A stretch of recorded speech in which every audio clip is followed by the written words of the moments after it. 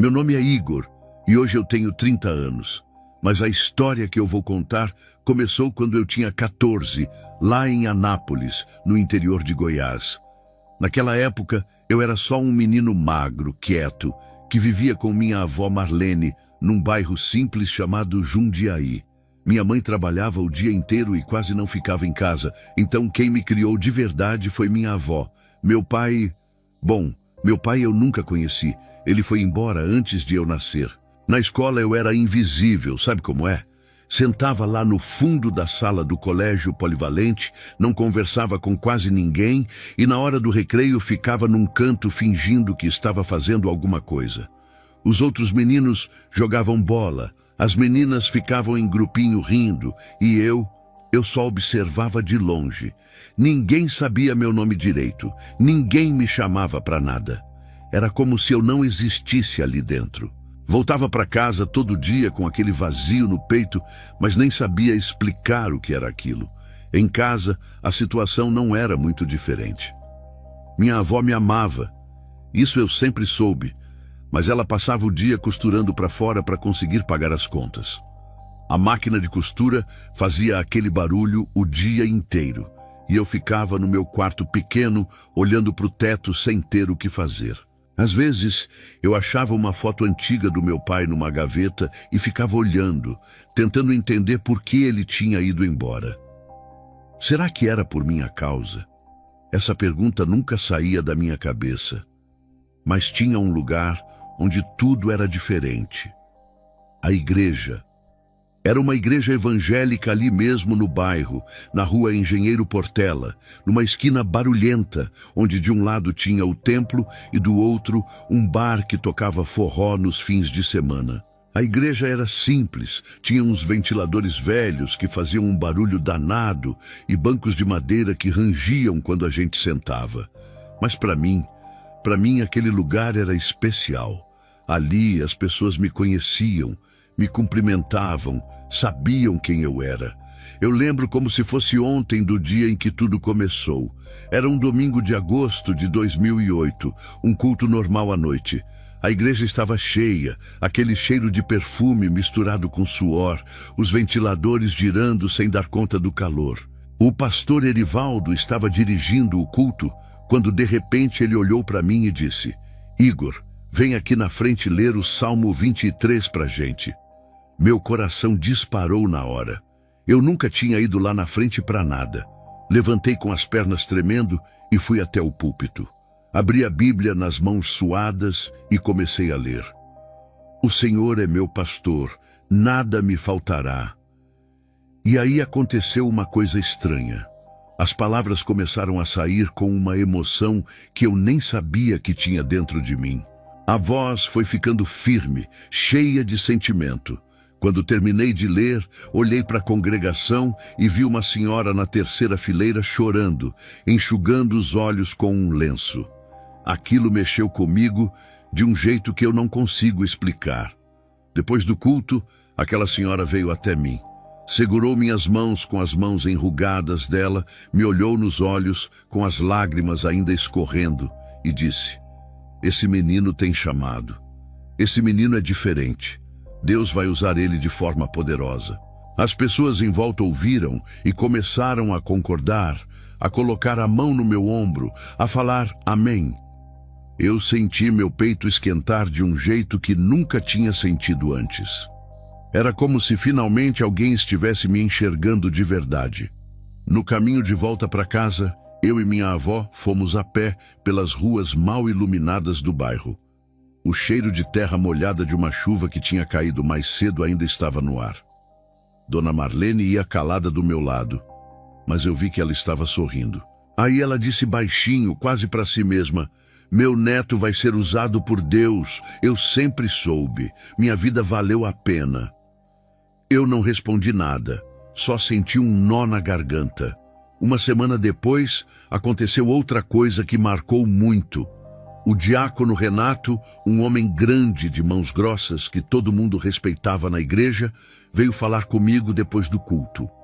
Ele colocou a mão pesada no meu ombro, me olhou bem nos olhos e disse: "Igor, seu pai não está aqui, Mas eu tenho certeza que onde ele estiver, estaria muito orgulhoso do homem que você está se tornando.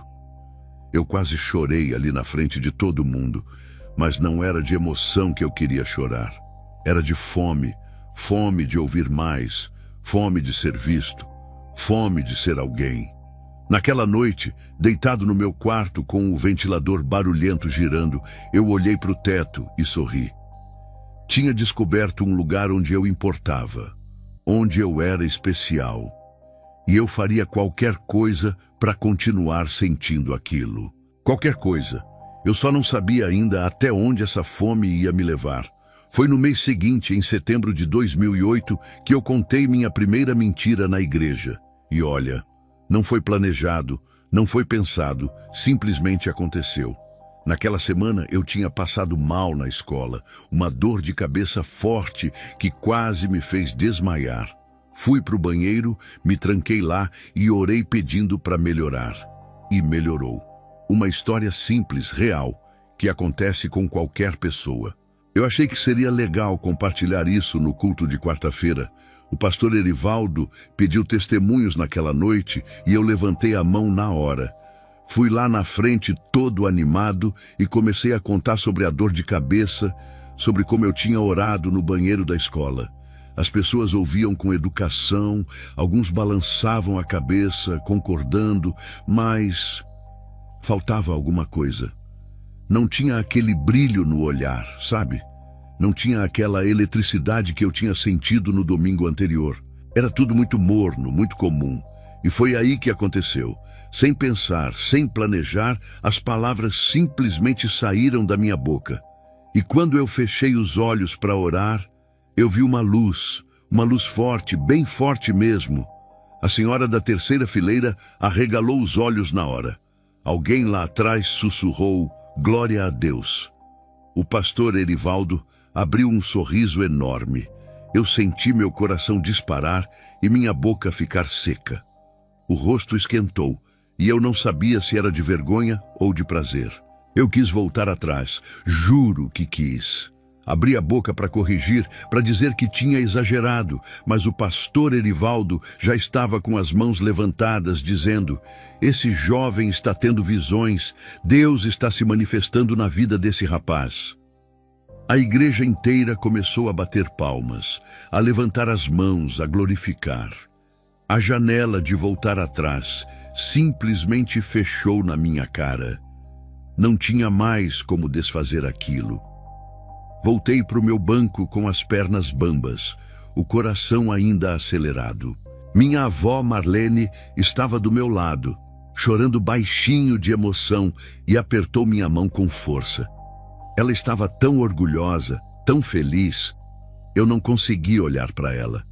Fiquei o resto do culto em silêncio, com aquela mistura estranha de culpa e satisfação brigando dentro do meu peito. A culpa dizia que eu tinha errado. A satisfação dizia que tinha valido a pena. 2 semanas depois, numa vigília de sexta-feira, eu fui mais longe. Muito mais longe. Levantei a mão quando pediram testemunhos e disse com a voz firme: "Eu tive um sonho essa semana. Jesus apareceu para mim. Ele estava vestido de branco com uma luz em volta e disse que eu ia ser usado para grandes coisas." A reação foi ainda maior do que da primeira vez. Pessoas vieram na frente orar por mim, impor as mãos sobre minha cabeça, profetizar sobre minha vida.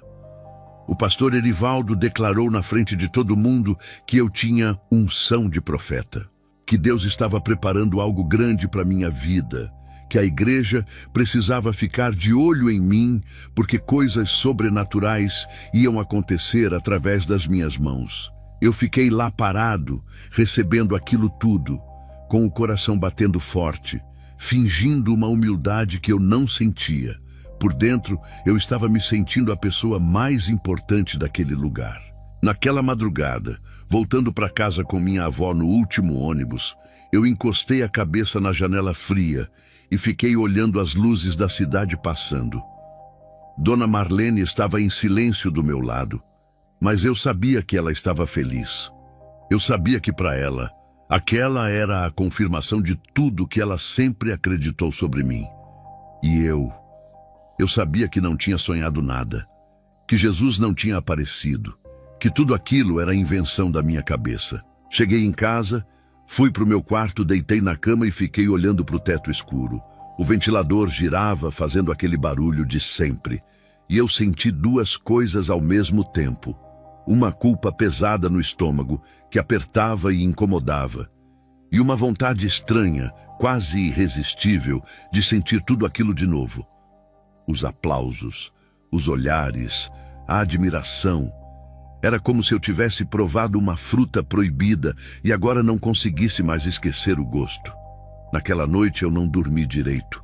Ficava me revirando na cama, pensando no que tinha feito. Mas no fundo, bem no fundo, eu já sabia que não ia parar. O gosto da admiração ainda estava na minha boca. Doce, viciante. E eu queria mais. Eu precisava de mais. Só não imaginava que aquela primeira mentira ia se transformar em dezenas, em centenas, em anos inteiros vivendo uma farsa. Os meses foram passando e eu criei um sistema. Todo sábado à tarde eu dizia para minha avó que ia na Lan House do centro pesquisar coisa da escola. Era mentira. Eu ia lá sim, pagava R$3 a hora, mas não era para fazer trabalho nenhum. Eu sentava na frente do computador, colocava o fone de ouvido para ninguém perceber e ficava ouvindo programas da Rádio Evangélica Difusora. Testemunhos de conversão, histórias de libertação, relatos de milagres. Eu ouvia tudo com atenção, como se estivesse estudando. Comprei um caderno pequeno de capa preta numa papelaria perto de casa. Custou R$2,50. Eu lembro até hoje. Esse caderno virou meu segredo mais bem guardado. Eu escondia ele debaixo do colchão e só tirava quando estava sozinho no quarto. Ali eu anotava ideias de testemunhos, coisas que eu ouvia na rádio e adaptava para minha vida. Era como se eu fosse um roteirista planejando os próximos episódios de uma novela. Tinha anotações de todo tipo naquele caderno. Sonho com anjo, usar quando precisar de algo forte. Livramento no trânsito, carro passou perto, adaptar os detalhes. Voz de Deus no ouvido, só em último caso. Eu lia e relia aquelas anotações, decorava os detalhes, ensaiava as pausas dramáticas. Cada testemunho era cuidadosamente preparado para causar o máximo de impacto. Eu estava ficando bom naquilo, muito bom. A escalada foi gradual, quase imperceptível. No começo eram só detalhes adicionados a coisas que realmente tinham acontecido. Depois vieram os sonhos totalmente inventados. Depois, as revelações proféticas sobre a vida dos outros. E, por fim, os livramentos de acidentes que nunca existiram. Cada mentira era maior que a anterior, mais elaborada, mais emocionante, e a reação da igreja a acompanhava. Quanto mais forte a história, mais aplausos, mais lágrimas, mais admiração. Um domingo, eu tentei fazer diferente. Contei um testemunho simples e verdadeiro sobre como eu tinha orado antes de uma prova e me sentido em paz. Era real, era honesto, era o que tinha acontecido de verdade. As pessoas ouviram com educação, sorriram, disseram amém. Mas foi só isso. Nada de lágrimas, nada de glória, nada daquela eletricidade que eu já conhecia tão bem. O testemunho verdadeiro era sem graça. Depois daquele dia, eu nunca mais contei nada simples. A justificativa que eu usava para mim mesmo era sempre a mesma. Se serve para emocionar as pessoas e aproximar elas de Deus, não é tão errado assim. Eu sou só o instrumento. Deus pode usar qualquer coisa, até uma história inventada, para tocar o coração das pessoas. Era isso que eu repetia na minha cabeça toda vez que a culpa apertava. E funcionava. Por um tempo, funcionava. Uma noite, no meio de um culto de domingo, eu senti uma vontade incontrolável de falar. Não tinha nada preparado, não tinha ensaiado nada, mas levantei a mão mesmo assim. O pastor Erivaldo me chamou na frente e eu simplesmente inventei na hora. Uma história sobre uma voz que eu tinha ouvido de madrugada me mandando orar por uma pessoa específica da igreja. As palavras saíam fluidas, cheias de detalhes, carregadas de emoção, como se fossem verdade, como se eu realmente tivesse vivido aquilo. Quando voltei para o banco, eu estava assustado comigo mesmo, com a facilidade, com o prazer que eu senti. Inventar na hora era ainda mais emocionante do que contar algo ensaiado. Era como um jogo perigoso, uma corda bamba sem rede de proteção. E eu tinha adorado.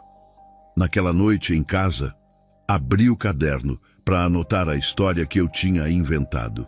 Não podia desperdiçar uma boa ideia, né? Comecei a folhear as páginas anteriores, dezenas de mentiras catalogadas. Senti um nó no estômago, um gosto amargo na boca. Por alguns minutos eu fiquei ali parado, olhando para aquelas páginas cheias de falsidade. Quem era eu? O que eu tinha me tornado? Fechei o caderno com força, enfiei debaixo do colchão e fiquei deitado no escuro. Prometi para mim mesmo que ia parar, que aquela tinha sido a última vez, que no próximo culto eu ia ficar calado, ia ser só mais um na multidão. No culto seguinte, o pastor Erivaldo pediu testemunhos. Eu olhei para o chão, determinado a ficar quieto. Mas aí uma irmã contou uma história fraca, sem emoção, e eu vi a congregação desanimada. A minha mão levantou quase sozinha. Fui lá na frente e contei mais uma história, mais uma mentira. O caderno debaixo do colchão foi ganhando páginas novas, e eu fui me perdendo cada vez mais naquela teia que eu mesmo tinha criado. Existiam dois Igors naquela época, o Igor da escola e o Igor da igreja. Eram duas pessoas completamente diferentes, como se eu tivesse uma vida dupla que ninguém conhecia por completo. Na escola, eu continuava sendo o mesmo de sempre. Sentava no fundo da sala, respondia às perguntas dos professores com monossílabos e, no recreio, ficava num canto sozinho. Os colegas nem sabiam que eu frequentava a igreja 3 vezes por semana. Para eles, eu era só o menino quieto que não falava com ninguém. Mas na igreja eu era outra pessoa. Falava com autoridade, olhava nos olhos das pessoas, andava com a postura ereta.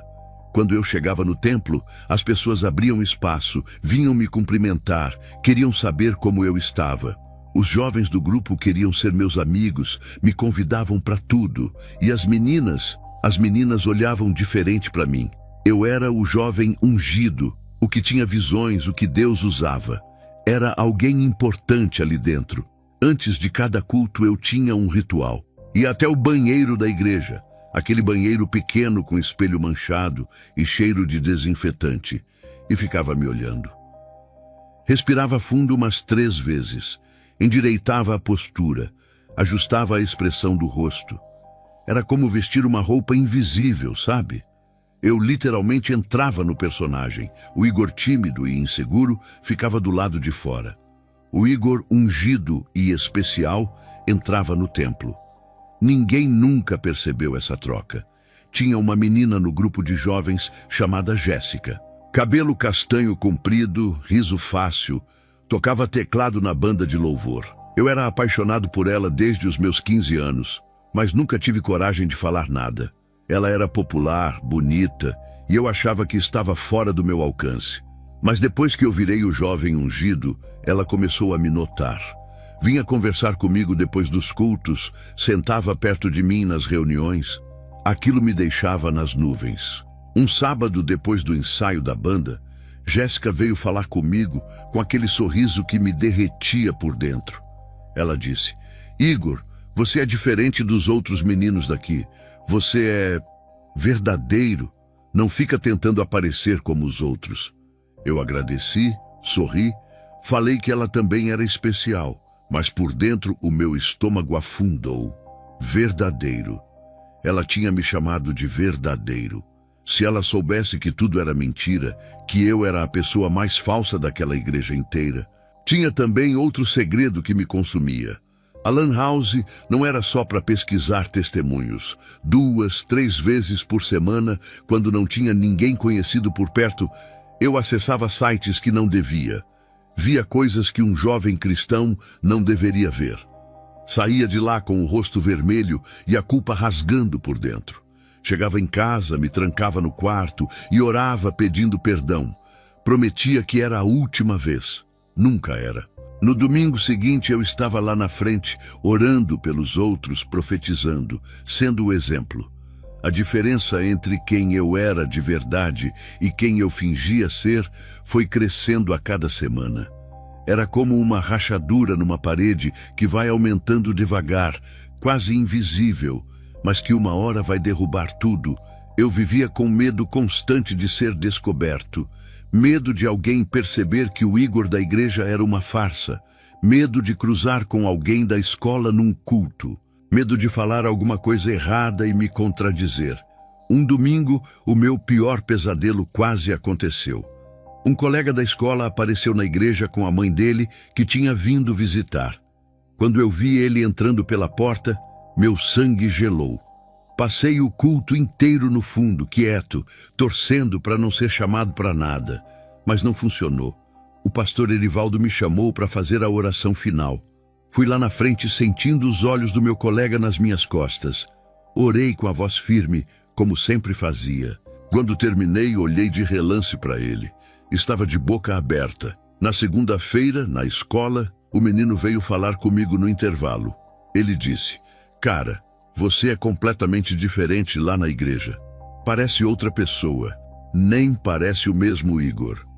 Eu dei de ombros e falei que era só a igreja, que lá era diferente.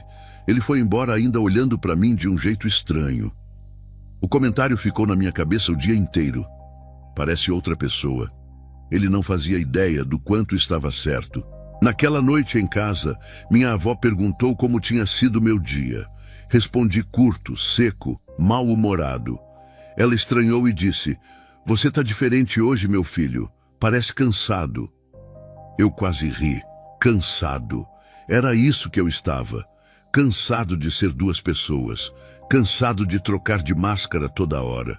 Cansado de não saber mais quem era o Igor de verdade. E o pior é que eu não via saída. O personagem tinha ficado grande demais para eu simplesmente abandonar. Chegou um ponto em que eu percebi que aquilo tinha virado um vício. Não estou exagerando, era um vício de verdade. Se passavam 2 semanas sem eu contar um testemunho forte na igreja, eu ficava inquieto, irritado, não conseguia dormir direito. Em casa, eu brigava com minha avó por qualquer bobagem. Ficava de mau humor o dia inteiro, não tinha paciência para nada. Era como se faltasse alguma coisa dentro de mim, um buraco que só os aplausos conseguiam preencher.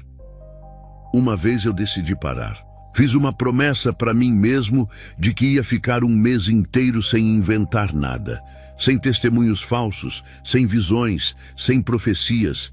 Ia ser só mais um jovem comum na igreja, sentado no banco, ouvindo os outros. Durei 11 dias. No 12º dia tinha um culto de domingo à noite. O pastor Erivaldo pediu testemunhos e minha mão levantou quase sozinha. Contei uma história elaborada sobre um sonho profético. A reação foi intensa. Voltei para casa aliviado, como um fumante depois do primeiro cigarro do dia. Comecei a comparar as reações das pessoas. Quando eu contava algo simples, verdadeiro, as pessoas sorriam educadas e diziam amém.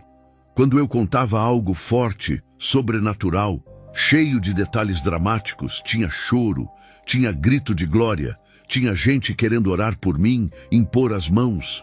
Não tinha comparação. Era como escolher entre água morna e refrigerante gelado. Eu sempre escolhia o refrigerante. Sempre escolhia a mentira mais impactante. Conscientemente, deliberadamente. Jéssica continuava olhando para mim com admiração. E isso alimentava ainda mais o personagem. Uma noite, depois de um culto onde eu tinha profetizado sobre a vida de uma irmã, ela veio falar comigo com os olhos brilhando. Disse: "Igor, você me inspira muito. Queria ter a fé que você tem. Queria ouvir a voz de Deus do jeito que você ouve." Eu agradeci, sorri, falei que ela também era especial.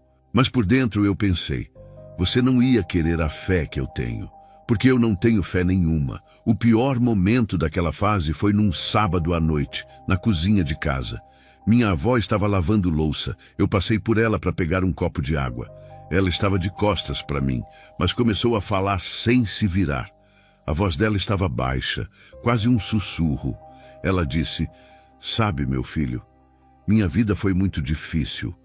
Seu avô me deixou quando eu ainda era nova. Seu pai foi embora. Trabalhei a vida inteira costurando para criar vocês. Muitas vezes pensei que não tinha valido a pena tanto sacrifício." Ela parou de lavar a louça, secou as mãos no pano de prato devagar, se virou para mim com os olhos cheios de água e continuou: "Mas aí eu vejo você na igreja, vejo o que Deus está fazendo na sua vida, vejo as pessoas falando de você, profetizando sobre seu futuro, e eu penso, valeu a pena. Todos os sacrifícios, todas as noites sem dormir, tudo valeu a pena. Porque eu criei um homem de Deus." Uma lágrima escorreu pelo rosto enrugado dela. Eu não consegui responder nada. Fiquei parado ali com o copo de água na mão, a garganta travada, o coração apertado. Murmurei qualquer coisa, dei um beijo na testa dela e fui para o meu quarto. Fechei a porta, sentei na cama e chorei. Mas não era de emoção, não era de gratidão. Era de desespero. Porque agora eu entendi que não era mais só sobre mim. Era sobre a razão de viver da minha avó. A vida inteira dela tinha valido a pena por causa de uma mentira. A armadilha estava completa. Eu não podia mais parar mesmo que quisesse. Se eu parasse, se eu confessasse a verdade, eu ia destruir minha avó. Ia destruir a única coisa que dava sentido para a vida dela. Como eu poderia fazer isso? Como eu poderia olhar nos olhos daquela mulher que me criou, que sacrificou tudo por mim e dizer que tudo era farsa? Que o neto ungido era na verdade um mentiroso? Que ela tinha se orgulhado de uma ilusão?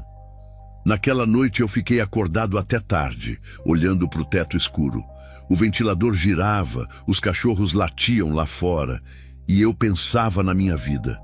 Eu tinha criado uma prisão para mim mesmo.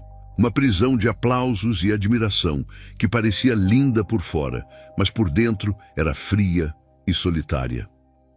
E o pior é que eu não conseguia nem querer sair. Porque mesmo sabendo de tudo, mesmo sentindo toda aquela culpa, eu ainda precisava dos aplausos. Ainda precisava ser visto. O vazio dentro de mim continuava lá, cada vez mais fundo, e nada conseguia preencher de verdade. Os sinais começaram a aparecer em 2013, quando eu já tinha 19 anos. No começo, eram coisas sutis que eu tentava ignorar ou explicar de outro jeito, mas foram ficando cada vez mais frequentes, cada vez mais difíceis de fingir que não existiam. O primeiro sinal foi um versículo, Provérbios 12, versículo 22. Os lábios mentirosos são abomináveis ao Senhor. Esse versículo começou a aparecer em todo lugar, como se estivesse me perseguindo. O pastor Erivaldo pregou sobre ele num domingo.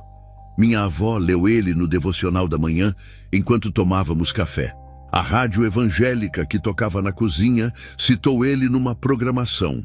Uma placa de igreja que eu passei de ônibus tinha ele escrito em letras grandes. Eu dizia para mim mesmo que era coincidência, que a Bíblia tem muitos versículos e esse era só mais um. Mas toda vez que eu ouvia ou lia aquelas palavras, meu estômago apertava de um jeito estranho. Depois vieram os sonhos, sempre o mesmo cenário. Eu estava no púlpito da igreja, pregando para uma congregação lotada. Falava com autoridade, gesticulava, e as pessoas ouviam atentas. Mas aí eu olhava melhor para a congregação e percebia que tinha algo errado.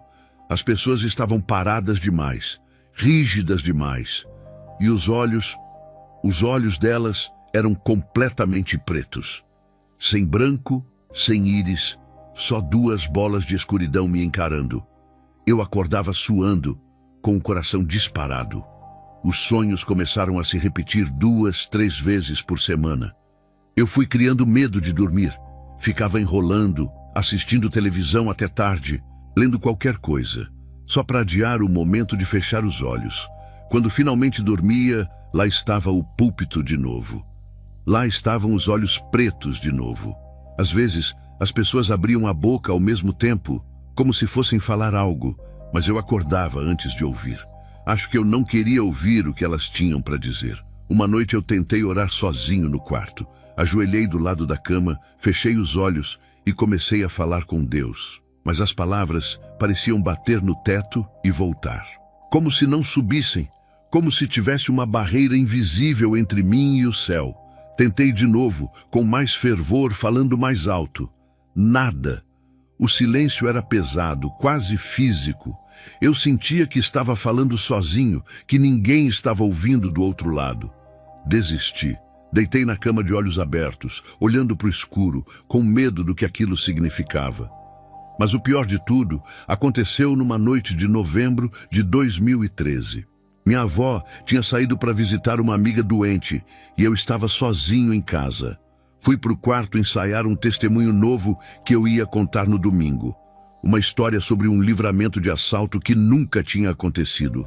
Eu falava em voz alta, praticando as pausas, ajustando a emoção na voz. Estava tão concentrado que nem percebi no começo. Mas, de repente, eu senti. Alguém estava ali. Não ouvi nada, não vi nada, mas senti uma presença no quarto. A temperatura pareceu mudar. Ficou mais frio. Os pelos do meu braço se arrepiaram. Olhei para o espelho do guarda-roupa quase sem querer. Meu reflexo estava ali, normal. Mas então, por um segundo, um único segundo, o reflexo sorriu, antes de mim. Eu vi meu próprio rosto sorrindo no espelho, enquanto eu ainda estava com a expressão assustada. Meu corpo inteiro gelou. O ar ficou preso no peito. Fiquei paralisado olhando para o espelho, sem conseguir me mexer. Pisquei, olhei de novo. Normal, só eu, com cara de apavorado. Verifiquei a porta do quarto, trancada. Verifiquei a janela, fechada. Olhei embaixo da cama como uma criança com medo de monstro. Nada, mas eu sabia o que tinha visto. Naquela noite eu dormi com a luz acesa. Nunca mais ensaiei testemunhos em voz alta. No dia seguinte eu tentei contar para o Tiago, meu amigo da igreja. Abri a boca para falar sobre o espelho, mas as palavras não saíram. Literalmente travaram na garganta. Era como se alguma coisa me impedisse de contar. Fiquei em silêncio. Ele me olhou estranho e perguntou se estava tudo bem. Eu disse que sim e mudei de assunto. Algumas coisas a gente não consegue contar. Algumas coisas a gente carrega sozinho. A partir daquela noite, uma lâmpada do meu quarto começou a piscar às vezes. Não era sempre, não era toda hora, mas acontecia. E eu percebi um padrão. Ela piscava quando eu estava pensando em algum testemunho novo, quando eu estava planejando a próxima mentira. Coincidência, eu repetia para mim mesmo. Problema na fiação. Mas no fundo, eu já não acreditava mais em coincidências. Alguma coisa estava errada, muito errada, e eu tinha a sensação de que era só o começo. Irmã Creuza era conhecida na igreja como a intercessora oficial. Tinha uns 60 e poucos anos, cabelo grisalho sempre preso num coque apertado e uns olhos pequenos que pareciam gravar cada detalhe de tudo que acontecia. Ela estava sempre na terceira fileira, sempre observando, sempre prestando atenção em quem chegava, quem saía, quem conversava com quem. Na prática, todo mundo sabia que ela era a fofoqueira da igreja. Mas ninguém falava isso em voz alta. Eu tinha medo dela desde o começo. Ela olhava para mim de um jeito diferente dos outros. Não era admiração, não era carinho, era desconfiança. Como se ela estivesse esperando eu escorregar, esperando eu cometer um erro para poder dizer eu sabia. Eu sempre tomava cuidado para não falar nada perto dela, para não dar nenhuma brecha. Mas em julho de 2014, eu quase fui pego. Semanas antes, num culto de domingo, eu tinha contado um testemunho forte. Disse que tinha sentido uma dor muito forte no peito. Achei que estava tendo um infarto. Orei desesperado e a cura foi instantânea. A dor simplesmente sumiu. As pessoas choraram, glorificaram, vieram orar por mim. Foi um dos meus testemunhos mais bem-sucedidos. Eu saí do culto me sentindo nas nuvens.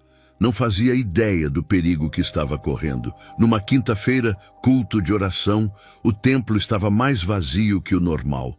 Eu fui pegar um copo de água na salinha dos fundos, quando irmã Creuza apareceu na porta. Quase do nada, como se tivesse se materializado ali. Ela disse com aquela voz mansa que me dava arrepios: Igor, posso falar com você um minutinho? Eu senti meu estômago afundar na hora, mas respondi tentando parecer tranquilo. Claro, irmã. Ela chegou mais perto, os olhos pequenos me estudando. Falou baixinho, quase um sussurro. Sabe a dona Sandra? Ela trabalha na UPA do Jundiaí. É amiga da minha prima. Eu senti o suor começar a descer pelas minhas costas. Respondi tentando manter a voz firme. Sei quem é. Ela continuou. Pois é, eu estava conversando com ela esses dias. Comentei sobre seu testemunho da dor no peito. Milagre, né? Fez uma pausa. Ela disse que não lembra de você ter ido lá naquele dia, nem nos dias perto. Ela conhece você de vista, ia lembrar. O copo de água na minha mão tremeu. Eu segurei firme para não derramar. O tempo pareceu parar. As vozes do culto lá fora ficaram abafadas, distantes. O rosto de irmã Creuza ali na minha frente parecia o de uma coruja, esperando a presa fazer um movimento errado. Minha mente disparou procurando uma saída, uma desculpa, qualquer coisa. Eu engoli seco e disse, a voz saindo mais fina do que eu queria. É que... Foi em casa mesmo, irmã Creuza. Nem cheguei a ir no hospital. A cura foi instantânea, lembra? Eu ia ir, mas não precisou. Ela ficou em silêncio por uns 3 segundos. 3 segundos que pareceram 1 hora inteira. Eu podia ouvir meu próprio coração batendo. Finalmente ela disse, entendi. É que do jeito que você contou, parecia que tinha ido. Eu respondi rápido, acho que me expressei mal. Outro silêncio. Ela me olhou de cima a baixo, como se estivesse medindo cada centímetro de mim. Depois sorriu, mas o sorriso não chegou nos olhos. Tá bom então, Deus é fiel, né? Eu respondi, amém. E ela foi embora. Fiquei ali encostado na parede por uns 5 minutos, o copo de água ainda na mão, as pernas bambas. Voltei para o banco no templo, mas não consegui prestar atenção em nada. O pastor Erivaldo pregava, as pessoas cantavam e eu só conseguia pensar em irmã Creuza. Ela sabia de alguma coisa. Não tinha prova, mas desconfiava. Do outro lado da igreja, eu vi ela conversando baixinho com outra irmã. As duas olharam para mim ao mesmo tempo. Eu fingi que não vi e olhei para o chão. Aquela semana foi a pior da minha vida até então. Não conseguia dormir, não conseguia comer direito. Ficava imaginando cenários. Irmã Creuza fazendo mais perguntas, descobrindo outras histórias, confrontando eu na frente da igreja inteira. Minha avó descobrindo, Jéssica me olhando com nojo, o pastor Erivaldo me expulsando. Eu comecei a ter dor de cabeça constante, uma dor real dessa vez, que não passava com nada. No culto seguinte, eu sentei mais no fundo, não levantei a mão para nada, não fui na frente, fiquei quieto o culto inteiro, mas não parei de mentir. Só fiquei mais cuidadoso. Passei a inventar histórias que não podiam ser verificadas. Nada de hospitais, nada de lugares com testemunhas, nada de datas específicas. Só coisas que tinham acontecido em casa, de madrugada, sozinho. Coisas que ninguém podia provar que eram mentira. A paranoia, porém, nunca mais passou. Toda vez que irmã Creuza olhava para mim, eu sentia o estômago apertar. Em dezembro de 2015, eu já tinha 21 anos e estava sendo preparado para ser líder de jovens. Era o auge da minha farsa. O pastor Erivaldo me via como o futuro da igreja, um sucessor em formação. Ele dizia para quem quisesse ouvir: esse rapaz vai longe. Deus tem algo muito grande preparado para a vida dele. Os jovens olhavam para mim como referência, pediam conselhos, queriam ser meus amigos. Jéssica ainda sorria quando eu passava. Minha avó contava para todo mundo sobre o neto ungido. Por fora, o personagem estava perfeito. Nunca tinha sido tão admirado, tão respeitado, tão importante, mas por dentro eu estava desmoronando, as crises de ansiedade tinham piorado, os sonhos com os olhos pretos continuavam. Eu vivia com medo de ser descoberto, medo de falar algo errado, medo de que tudo desabasse a qualquer momento. Era como caminhar numa corda bamba todo dia, sabendo que embaixo não tinha rede de proteção. A vigília de fim de ano era tradição na nossa igreja. Começava às 10 da noite e ia até às 6 da manhã. Oração, louvor, pregação, mais oração. A igreja ficava lotada, todo mundo de branco, aquela energia de virada de ano, de expectativa, de fervor. Eu fui, como sempre, com o personagem bem vestido, pronto para mais uma noite de atuação. Não fazia ideia do que ia acontecer. Eram umas 2 da manhã quando o pastor Erivaldo me chamou. Uma mulher de uns 40 anos estava na frente, ajoelhada no altar. Diziam que ela estava com opressão espiritual. Tinha chegado na igreja chorando, dizendo que ouvia vozes, que não conseguia dormir, que sentia uma presença ruim na casa dela. As irmãs da intercessão estavam em volta dela orando, mas o pastor queria que eu fosse lá também. Vai lá, filho, ora por ela. Você tem autoridade para isso. Eu fui, como sempre fazia, com o personagem vestido, a voz firme, a postura de quem tem poder. A mulher estava de joelhos, a cabeça baixa, o cabelo preto cobrindo o rosto. Ela tremia levemente. Coloquei minha mão na cabeça dela e comecei a orar em voz alta. Em nome de Jesus, eu repreendo toda a obra do inimigo. Todo espírito de opressão, toda a força das trevas, eu ordeno que saia agora. A igreja em volta orava junto. O clima estava pesado, carregado de fervor e suor e expectativa. E então a mulher falou. Não gritou, não se debateu como nos filmes. Falou baixinho, quase calma. Mas a voz não era dela. Era mais grave, arrastada, como se viesse de um lugar que não era a garganta. Ela disse: você é igual a mim, Igor. Meu corpo inteiro gelou. A mão que estava na cabeça dela ficou paralisada. O coração parou por um segundo. Ela continuou ainda naquela voz estranha, igual a mim, e riu. Uma risada baixa, gutural, que me deu vontade de vomitar. Eu olhei em volta desesperado. Ninguém parecia ter ouvido. As pessoas continuavam orando, os olhos fechados, as mãos levantadas, absortas no momento.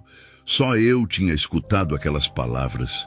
Continuei orando por fora, a voz saindo mecânica, automática, enquanto por dentro eu estava em pânico total. O que aquilo significava? Era um demônio. E falando, era minha consciência projetando, era Deus me confrontando. Eu não sabia, só sabia que aquela frase tinha acertado em cheio. A mulher foi liberta minutos depois. Chorou, agradeceu, abraçou todo mundo. Foi embora amparada pelas irmãs. Todo mundo celebrou a vitória, menos eu. Voltei para o banco com as pernas de borracha. O Tiago sentou do meu lado e perguntou: você tá bem? Tá pálido? Eu disse que era cansaço, que a vigília estava pesada. Mentira. Mais uma mentira. Passei o resto da noite em silêncio, aquela frase martelando na minha cabeça sem parar. Você é igual a mim. Nos dias seguintes, as crises pioraram. Eu acordava de madrugada com o coração disparado, suor frio, falta de ar. Achava que estava morrendo. Depois descobri que era síndrome do pânico, mas na época eu não sabia o nome. Comecei a evitar orar por pessoas. Quando me chamavam, inventava desculpas. Estou em jejum. Não estou me sentindo bem. Uma noite, sozinho no quarto, me olhei no espelho. O mesmo espelho de 2 anos antes. Dessa vez, o reflexo não sorriu, mas eu olhei nos meus próprios olhos e não reconheci quem estava ali. Eu entendi o que aquela voz tinha dito. O demônio não estava naquela mulher, estava em mim, na mentira, no personagem, na vida dupla que eu tinha construído. Eu era o mentiroso, o enganador, igual ao pai da mentira. O dia chegou em março de 2016. Eu ia pregar pela primeira vez. Não era testemunho, não era oração, era sermão completo, 20 minutos de pregação. O pastor Erivaldo tinha preparado tudo. Divulgou nos grupos da igreja, avisou nas células, fez propaganda a semana inteira. Disse que era o teste final, antes de eu assumir oficialmente a liderança dos jovens. Minha família toda estava lá. Jéssica estava lá. A igreja estava lotada. Todo mundo esperando o jovem ungido subir no púlpito. Faltavam 15 minutos para o culto começar. Eu estava no banheiro da igreja, aquele banheiro pequeno com espelho manchado, onde eu sempre fazia meu ritual. Olhei para o meu reflexo. Respirei fundo. Tentei endireitar a postura, ajustar a expressão, vestir o personagem como sempre fazia. Mas dessa vez não funcionou. Olhei nos meus próprios olhos e vi um estranho. Vi um mentiroso. Vi um covarde. Vi alguém que eu não queria mais ser. A respiração começou a falhar. O peito apertou. A visão foi embaçando. Eu tentei falar as primeiras palavras do sermão que tinha decorado, mas a voz não saiu. Nada. Silêncio. Tentei de novo. Nada. E então o choro veio. Sem aviso, sem controle. Começou baixo, só umas lágrimas escorrendo. Mas foi crescendo, crescendo, até eu estar soluçando alto. O corpo todo tremendo, sons estranhos saindo da minha garganta. Escorreguei até o chão frio do banheiro e fiquei ali sentado, encostado na parede, chorando como não chorava desde criança. 5 minutos. 10 minutos. Eu não conseguia parar. A porta do banheiro abriu e era o Tiago. Ele olhou para mim no chão, os olhos arregalados, e fechou a porta rápido. Trancou. Sentou do meu lado no chão frio. Ficou em silêncio por um tempo, só esperando. Quando meu choro diminuiu um pouco, ele perguntou baixinho: "O que aconteceu, cara? O pastor está esperando. Todo mundo está esperando." Eu tentei falar, mas a voz saiu quebrada, irreconhecível. Disse: "Eu não posso entrar lá." Ele perguntou: "Por quê? É nervoso?" "É normal, todo mundo fica nervoso na primeira vez." Eu balancei a cabeça. Não, não é nervoso." Fiquei em silêncio por uns segundos, juntando coragem. E então as palavras saíram, como se tivessem vida própria. Tudo o que eu contei, Tiago, os testemunhos, os sonhos, as visões, as profecias, as curas. Pausa. Foi tudo mentira, tudo, desde o começo, desde os 14 anos. Eu inventei tudo, cada história, cada revelação. Nada foi real, nada. Tiago ficou em silêncio por muito tempo. Eu esperei o julgamento, a raiva, o nojo. Esperei ele levantar e sair, contar para todo mundo, me expor na frente da igreja inteira. Mas ele não fez nada disso. Depois de quase 1 minuto, ele disse baixinho: "Eu sempre desconfiei." Eu olhei para ele sem entender. Ele continuou: "Suas histórias eram boas demais. Detalhadas demais. Eu sempre achei estranho, mas nunca falei nada."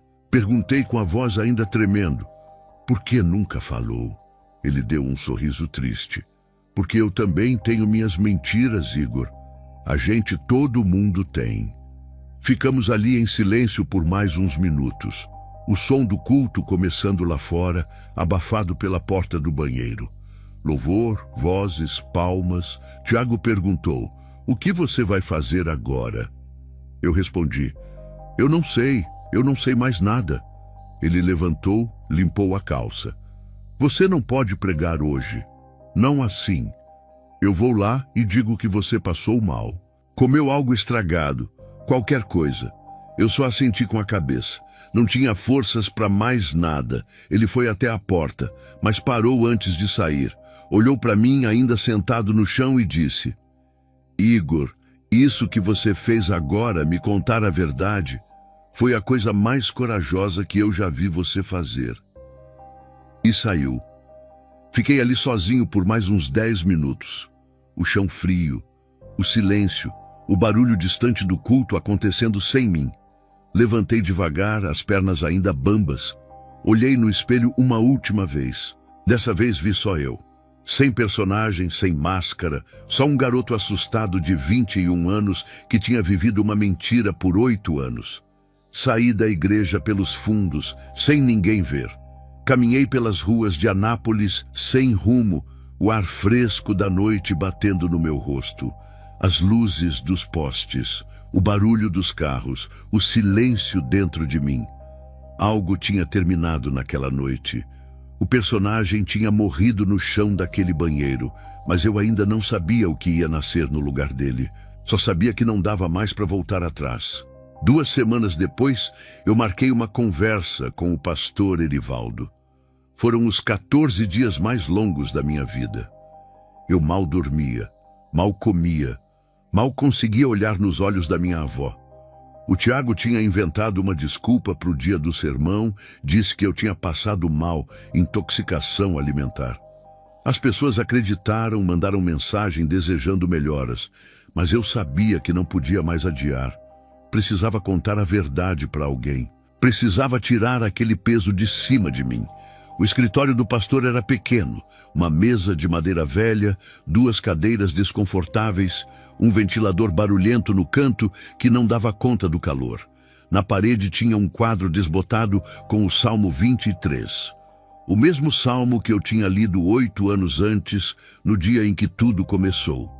Sentei na frente do pastor Erivaldo, com as mãos suando e o coração disparado. Ele sorriu gentil como sempre e disse: Igor, você me preocupou naquele domingo. Está melhor? Pronto para remarcar o sermão? Eu respirei fundo, olhei para ele e comecei a contar. Contei tudo, desde o primeiro testemunho aos 14 anos. A luz que não existiu, o sonho com Jesus que foi inventado, o caderno de histórias escondido debaixo do colchão, os anos de mentira, de manipulação, de farsa. Contei sobre o espelho, sobre os sonhos com olhos pretos, sobre a mulher na vigília que disse que eu era igual a ela. Contei chorando, às vezes parando para respirar, às vezes sem conseguir olhar para ele. Quando terminei, o silêncio era pesado. O pastor Erivaldo ficou imóvel por quase 1 minuto inteiro. O rosto dele era sério, os olhos estavam úmidos. Eu esperei a explosão. A expulsão, o grito, a condenação. Mas ele só ficou ali em silêncio, me olhando com uma expressão que eu não conseguia decifrar. Finalmente ele falou, a voz baixa e rouca: Você sabe qual é a diferença entre Judas e Pedro, Igor? Eu balancei a cabeça. Não sabia. Ele continuou. Os 2 traíram Jesus. Os 2 falharam. Os 2 tinham motivo para se odiar. Ele fez uma pausa. Respirou fundo. Mas Judas achou que o erro era grande demais para ser perdoado e se enforcou. Pedro também chorou, também sentiu vergonha, também quis desistir, mas ele voltou e se tornou a pedra da igreja. O pastor olhou nos meus olhos bem fundo. Você pode ser Judas ou Pedro, Igor. A escolha é sua. Eu desabei. Chorei como nunca tinha chorado na vida. E o pastor Erivaldo levantou, deu a volta na mesa e me abraçou. Ficamos assim por um tempo. Um homem de 60 anos abraçando um garoto quebrado. As consequências vieram como tinham que vir. Fui afastado de qualquer posição de liderança. O pastor não me expôs publicamente. Fez tudo com discrição. Mas a irmã Creuza descobriu. Não sei como. Talvez tenha ouvido alguma conversa, talvez alguém tenha deixado escapar. E ela fez questão de espalhar. Em poucas semanas a igreja inteira sabia. Os olhares mudaram. Os cumprimentos ficaram frios. As pessoas atravessavam a rua quando me viam. Os jovens que me admiravam agora me evitavam. Jéssica veio falar comigo uma última vez. Foi num fim de tarde na praça perto da igreja. Ela estava séria, os olhos sem aquele brilho que eu conhecia. Disse: Igor, eu acreditei em você. Eu te admirava. Eu achava que você era diferente, que era verdadeiro. Ela não chorou, não gritou. Só me olhou com uma decepção que doeu mais que qualquer raiva. Eu disse: eu sinto muito. Ela respondeu: eu também. E foi embora. Nunca mais conversamos direito depois daquele dia, mas o mais difícil foi contar para minha avó. Foi numa noite de quarta-feira, na cozinha de casa. A mesma cozinha onde ela tinha dito que a vida dela valeu a pena por minha causa. Contei tudo, do começo ao fim. Ela ouviu em silêncio, sem interromper, sem reagir. Quando eu terminei, esperei o choque, a decepção, o desprezo. Ela ficou quieta por um tempo. Depois levantou devagar, com os joelhos que já não funcionavam bem. Veio até mim e me abraçou. Disse baixinho no meu ouvido: eu te amo do mesmo jeito, meu filho. Você não precisa mais mentir para mim, nem para Deus, nem para você. Chorei nos braços dela como não chorava desde criança. Os meses seguintes foram os mais difíceis. Parei de ir naquela igreja. Não conseguia mais. Os olhares eram demais. Fiquei quase 2 anos sem pisar em igreja nenhuma. Não sabia mais no que eu acreditava, se Deus existia, se tinha perdão para alguém como eu, se tinha algo real embaixo de todas aquelas camadas de mentira. Trabalhei, estudei, vivi no automático. Minha avó nunca me cobrou, nunca me pressionou. Só continuou orando por mim toda noite, como sempre fez. A volta foi devagar. Encontrei uma igreja diferente, menor, sem púlpito grandioso, sem holofotes. Sentei no fundo, não falei com ninguém, só ouvi. E pela primeira vez em anos, não senti vontade de inventar nada, só de estar ali, quieto, verdadeiro. Anos depois, encontrei o Tiago por acaso numa padaria do centro. Conversamos por 1 hora. No final, ele disse: sabe, aquele dia no banheiro você me ensinou uma coisa, que a verdade dói, mas a mentira mata por dentro. Devagar, mas mata. Hoje eu não prego, não profetizo, não conto testemunhos em púlpitos, mas quando alguém pergunta sobre minha fé, eu digo: a mentira me deu aplausos, mas a verdade me deu paz. E Deus não precisa de heróis, só precisa de gente que para de fingir.